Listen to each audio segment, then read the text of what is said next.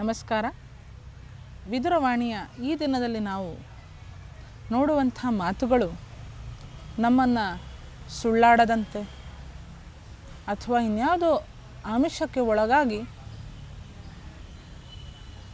ನಾವು ಮೋಸ ಮಾಡದಂತೆ ನಮ್ಮನ್ನು ಎಚ್ಚರಿಸ್ತಾ ಇದೆ.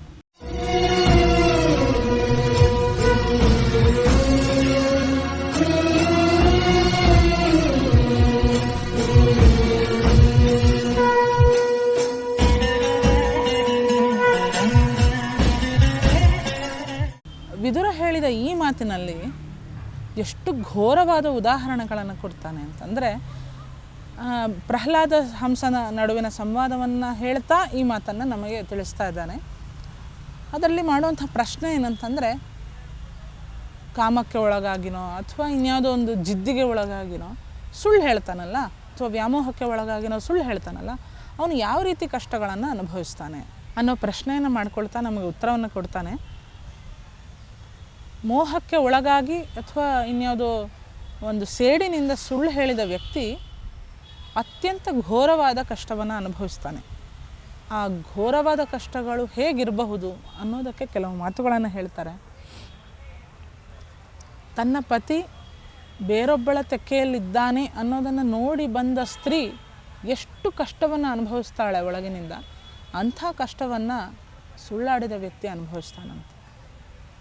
ನೆಮ್ಮದಿಯಿಂದ ಇರಲಿಕ್ಕೆ ಸಾಧ್ಯ ಇಲ್ಲ. ಅಂಥ ಒಂದು ವಿಚಿತ್ರವಾದ ನೋವನ್ನು, ಸಂಕಟವನ್ನು ಸುಳ್ಳಾಡಿದ ವ್ಯಕ್ತಿ ಅನುಭವಿಸ್ತಾನೆ. ಅಥವಾ ಇಷ್ಟು ವರ್ಷಗಳ ಕಾಲ ಕಷ್ಟಪಟ್ಟು ದುಡಿದಂಥ ಹಣವನ್ನೆಲ್ಲ ಜೂಜಾಡಿ ಮೋಸದಿಂದ ಕಳ್ಕೊಂಡ ವ್ಯಕ್ತಿ ಎಂಥ ಕಷ್ಟವನ್ನು ಅನುಭವಿಸ್ತಾನೋ ಅಂಥ ಕಷ್ಟವನ್ನು ಸುಳ್ಳಾಡಿದ ವ್ಯಕ್ತಿ ಅನುಭವಿಸ್ತಾನೆ.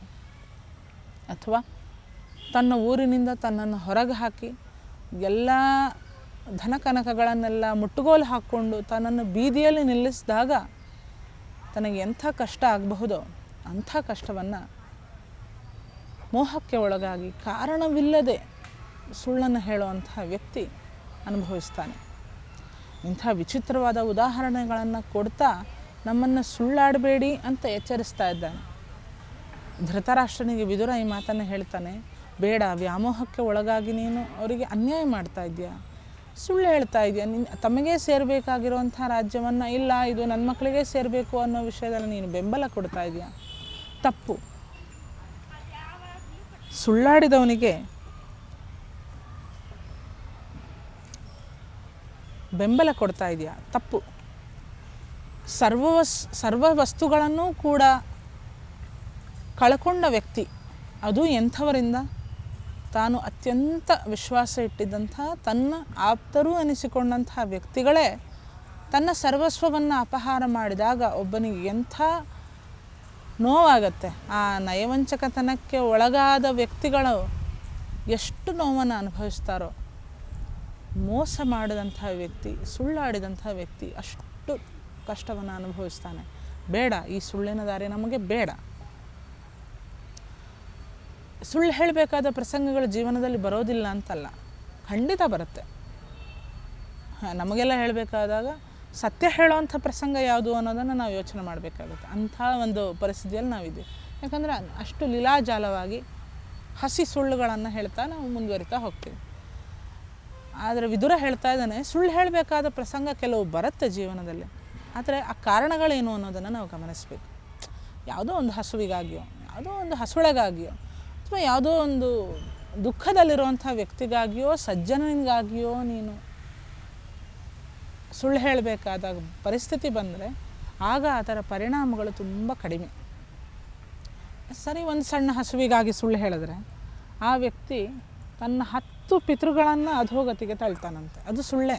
ಯಾವುದೋ ಒಂದು ಹಸುವನ್ನು ರಕ್ಷಣೆ ಮಾಡಬೇಕಾಗಿರುತ್ತೆ, ಅದಕ್ಕೋಸ್ಕರ ಒಂದಿಷ್ಟು ಸುಳ್ಳು, ಏನೋ ಒಂದಿಷ್ಟು ಹಂದರಗಳನ್ನು ಹೆಣೆದು ಏನೋ ಒಂದು ಆ ಹಸುವನ್ನು ರಕ್ಷಣೆ ಮಾಡಿದರೆ ಅಂಥ ಸುಳ್ಳಿಗೇ ಪಿತೃಗಳನ್ನು ಅಧೋಗತಿಗೆ ತಳ್ಳುವಂಥ ಕಷ್ಟ ಇದೆ ಅಂತಂದರೆ, ಅಷ್ಟು ಫಲ ಇದೆ ಅಂತಂದರೆ, ಇನ್ನು ನಾವು ಅಕಾರಣವಾಗಿ ಅಥವಾ ಸ್ವಾರ್ಥಕ್ಕಾಗಿ ಅಥವಾ ನಮ್ಮದು ಯಾವುದೋ ಒಂದು ದುಷ್ಟರಿಗಾಗಿ ನಾವು ಮಾಡುವಂಥ ಅನ್ಯಾಯಗಳು, ಅದಕ್ಕಾಗಿ ಹೇಳುವಂಥ ಸುಳ್ಳುಗಳು ಮತ್ತೆ ಎದ್ದು ಬರಲಾಗದಂಥ ಪರಿಸ್ಥಿತಿಗೆ ನಮ್ಮನ್ನು ತಳ್ಳುತ್ತೆ. ನಾವು ಮಾತ್ರ ಅಲ್ಲ, ನಮ್ಮ ಹಿಂದಿನ ತಲೆಮಾರೂ ಕೂಡ ಅದರಿಂದ ಪರಲೋಕದಲ್ಲಿ ಕಷ್ಟವನ್ನು ಉಣಬೇಕಾಗತ್ತೆ. ನಮ್ಮ ಜೊತೆಗಿರೋರು ಕಷ್ಟವನ್ನು ಅನುಭವಿಸ್ಬೇಕಾಗಿರುತ್ತೆ. ಮುಂದೆ ನಮ್ಮ ಮಕ್ಕಳು ಮೊಮ್ಮಕ್ಕಳು ಕೂಡ ಇದರ ಫಲವನ್ನು ಅವರು ಉಣಬೇಕಾಗತ್ತೆ. ನಾವು ಜಪಾನ್ನಲ್ಲಿ ಹಿರೋಶಿಮಾ ನಾಗಸಾಕಿ ಕಥೆಯನ್ನು ಕೇಳ್ತೀವಿ.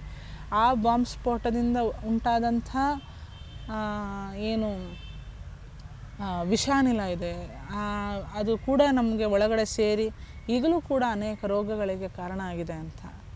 ಇದು ಭೌತಿಕವಾದ ವಿಷಯ. ಇದೇ ಇಷ್ಟು ನೋವನ್ನು ಉಂಟು ಮಾಡ್ತಾ ಇದೆ, ಇದೇ ಇಷ್ಟು ತಲೆಮಾರುಗಳ ಕಾಲ ಕಾಡ್ತಾ ಇದೆ ಅಂತಂದರೆ ಮಾಡಿದ ದ್ರೋಹ, ಮಾಡಿದ ವಂಚನೆ, ಆಡಿದ ಸುಳ್ಳು, ನಡ್ಕೊಂಡ ದುಷ್ಟತನ, ಹಿಡಿದ ಅನ್ಯಾಯದ ದಾರಿ ನಮ್ಮನ್ನು ತಲೆಮಾರುಗಳ ತನಕ ನಮ್ಮನ್ನು ಕಾಡದೆ ಬಿಡೋದಿಲ್ಲ. ಹಾಗಾಗಿ ಬಹಳ ಘೋರವಾಗಿ ಎಚ್ಚರಿಕೆ ಕೊಡ್ತಾ ಇದ್ದಾನೆ, ಸುಳ್ಳಿನ ದಾರಿಯನ್ನು ಯಾವತ್ತೂ ಕೂಡ ಆಶ್ರಯಿಸಬೇಡ ಅಂತ. ಈ ಎಲ್ಲ ವಿಷಯಗಳು ಕೂಡ ನಮಗೆ ಕಾಣದ ಬಾಯಿಗಳಿಂದ ನಮ್ಮ ಕಿವಿಗೆ ಆಡ್ತಾ ಇರುವಂಥ ಒಳ್ಳೆಯ ಕಿವಿ ಮಾತುಗಳಿವೆ. ಧೃತರಾಷ್ಟ್ರ ಒಂದು ಮಾಧ್ಯಮ, ಆ ಮಾಧ್ಯಮದ ಮೂಲಕ ವಿದುರ ನಮಗೆ ಅನೇಕ ಜೀವನದ ಪಾಠಗಳನ್ನು ಕೊಟ್ಟಿದ್ದಾನೆ. ಸತ್ಯವನ್ನು ಆಶ್ರಯಿಸು ಅನ್ನೋದನ್ನು ನಮಗೆ ಮತ್ತೆ ಮತ್ತೆ ಒತ್ತಿ ಹೇಳ್ತಾ ಇದ್ದಾನೆ. ನಮಸ್ಕಾರ. ಟಿವಿ ವಿಕ್ರಮ, ದೇಶ ನಿಮ್ಮ ಕೈಯಲ್ಲಿ. ಈ ಕಾರ್ಯಕ್ರಮ ನಿಮಗೆ ಇಷ್ಟ ಆಗಿದ್ದಲ್ಲಿ ಲೈಕ್, ಶೇರ್ ಹಾಗೂ ಕಮೆಂಟ್ ಮಾಡಿ. ಟಿವಿ ವಿಕ್ರಮದ ಕಾರ್ಯಕ್ರಮಗಳನ್ನು ನಿರಂತರವಾಗಿ ವೀಕ್ಷಿಸಲು ಸಬ್ಸ್ಕ್ರೈಬ್ ಮಾಡಿ, ಬೆಲ್ ಐಕನ್ ಒತ್ತಿ.